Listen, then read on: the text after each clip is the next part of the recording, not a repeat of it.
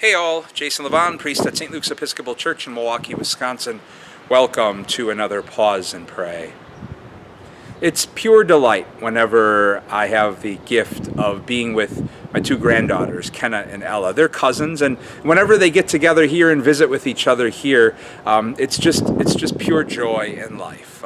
Ella's 8, Kenna's almost 8, and when the two get together, it's amazing all of the places that their imagination takes them. They get so caught up in play and wonder and joy in life that it becomes a chore for us to kind of pry them away from that so we can do basic things like, feed them and make sure they're taking in nutrients. It's really almost effortless to watch them because when the two are together, when they're visiting with each other, they just have this effortless way of pulling life and joy and wonder out of each other and out of all of us who are with them.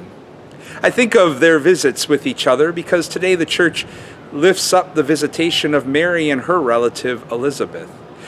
We know the story from Luke's gospel, how Elizabeth was seemingly too old to bear a child and yet was destined to bear the prophet John the Baptist.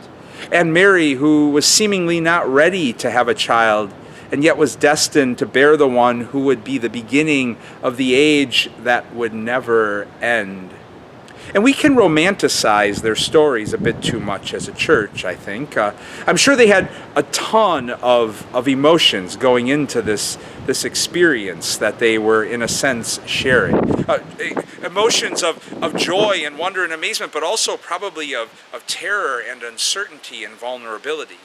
Maybe that's why Mary sought Elizabeth out, ran to her, because she wanted to find some strength and support from her relative.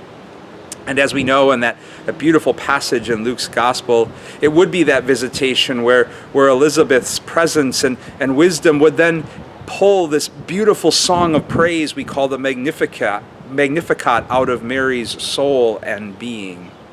And in that is another Easter invitation for all of us to pause and pray about how we've come to experience the gift of the visitation unfolding in our lives.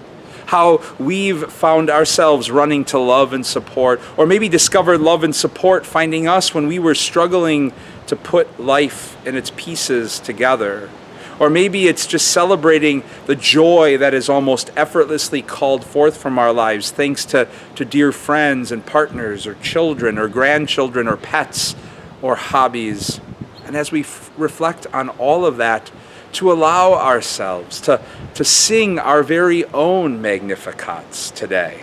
And it doesn't matter if those Magnificats are on key or off key, because with God, all of it is in the key of wonder, love, and praise.